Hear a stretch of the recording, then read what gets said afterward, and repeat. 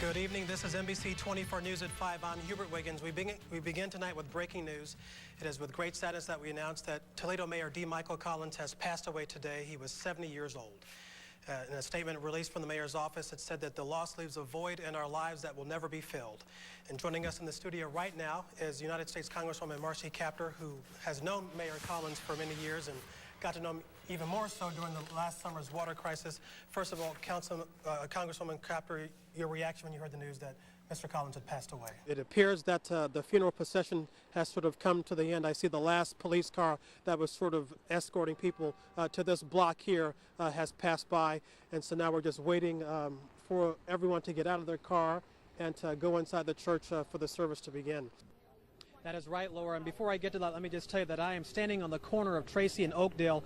We're about a half mile from this grain silo. 45 seconds. That is the amount of time that elapsed from the moment Alfred Evans walked into the Bengals Food Mart on Airport Highway, handgun drawn, demanding money, and until the moment he lay dead on the floor, having been shot to death by the store clerk.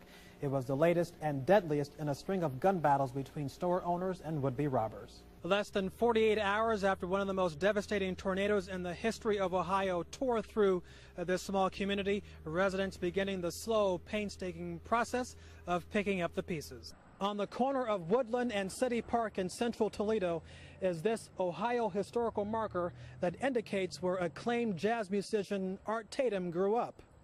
But the house sits abandoned and boarded up. Fans of Mr. Tatum say that now is the time to do something with this house that matches his legacy and contributions to Toledo. During my 3 visits to Savannah, Haiti over the past 30 months, I've had thousands of conversations with hundreds of people, and they all tell me the same thing, that life in Haiti is very hard, but thanks to the work of Missions International of America, they see a brighter future. They got too many of them still to get out. I had just begun talking to Jerry Sexton about the problem of abandoned houses on Park Street when our conversation was interrupted. They got too many of them still to get out. At first, there was confusion about what we had just heard. They got too many of them still to get out. And ladies and gentlemen, we do have fireworks or shots being fired. I'm pretty sure that was a hammer. No, because that window just busted out right there. I watched the glass fall. The gunfire was aimed at this house, which sits directly across the street from where I was speaking with Mr. Sexton. One of the bullets hit the window on the front door, shattering the glass. The owner of the home came out moments later and couldn't believe what he saw. Why? I have no beef with anybody. I'm speechless. I don't even know what to say.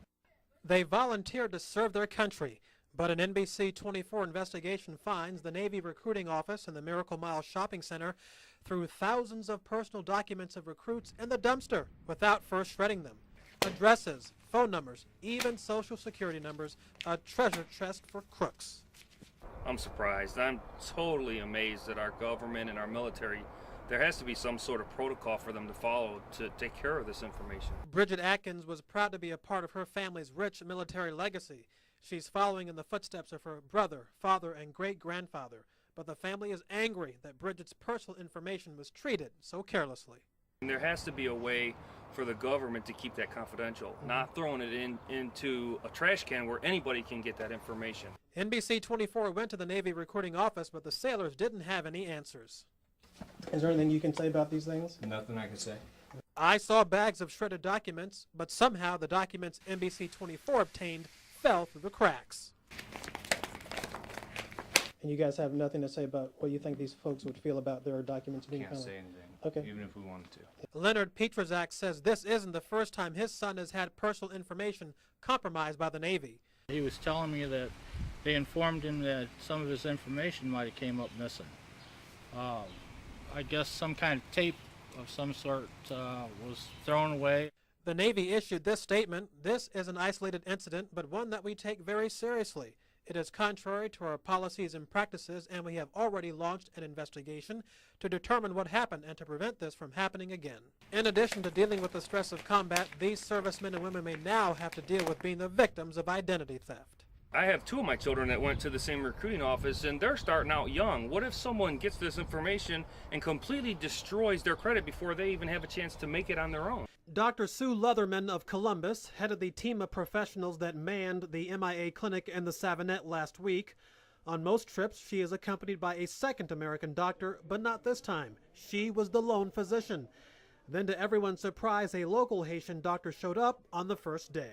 I thought it was an answer from God, definitely. Well, because I've been very concerned about being shorthanded and knowing that I alone would not be able to see all of the patients that needed to be seen. And between the two of us this morning, we saw some very incredibly sick people. Several months ago, MIA co-founder Dr. Jay Nielsen had a chance encounter with Dr. Gaspar Edmond and invited him to help out with the clinic. Said to him that I really appreciate the work that he's doing for my Haitian people. And then I asked him, how can I involve, okay? MIA brings doctors and nurses to the Savonette twice a year in March and November. It's the only opportunity for most people here to see a physician.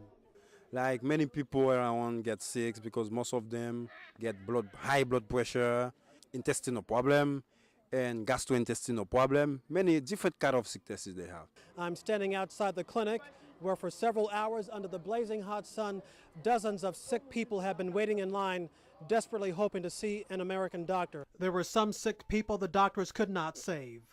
Well, it's always difficult to give bad news to people. There's no good way to do it, no easy way to do it. It's particularly hard in a cross-cultural setting through a translator in a busy room full of a lot of people. But the team was able to provide life-saving care to several people. There were a couple that I know that Dr. Sue saved their life. Second day, the girl came back doing better, gave her another dose. Third day, we sent her home on PO. So I know if Dr. Sue wasn't there, she was critically ill. She probably had pneumonia. That we were able to do a lot of good.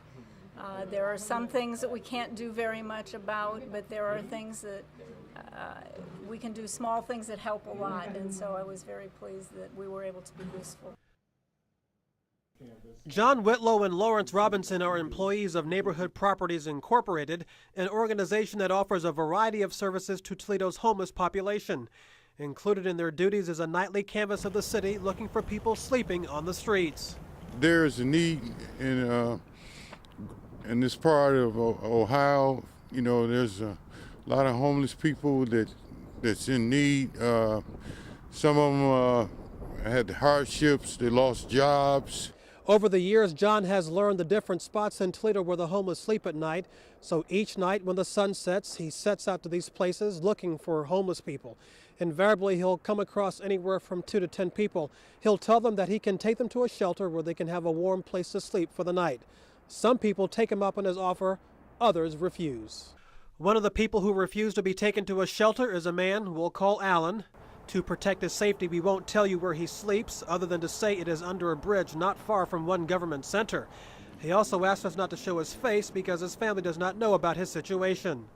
Well, it's cold, very cold, and, you know, very scary because there's a lot of violence going on around here, so I try to keep to myself. There's nowhere really to go. You just wait for the library to open up to go get warm, and that's about your only option. When they close, you're just outside, you know, and you just have to find something to do. Stay warm and, you know, stay dry or whatever it is. Alan refuses to stay in any of Toledo's shelters. He says he always gets sick when he goes to them, and he doesn't like the restrictions they impose on their clients. I asked him how he got in this situation. Well, I got put in jail for drinking, and, you know, I lost my job because of my health, and I didn't have no income, and one thing just led to another. John Whitlow was himself homeless for years, so he can empathize with Alan's situation. Well, you know, it's sad. The most thing that I'm trying to do for him is get him out of this cold. I asked Alan, how does he manage under these conditions? Lonely, it's cold, and, you know, you think about maybe tomorrow's going to be better, and you hope. That's all you can do, and, you know, just take it day by day. Hubert Wiggins, NBC 24 News.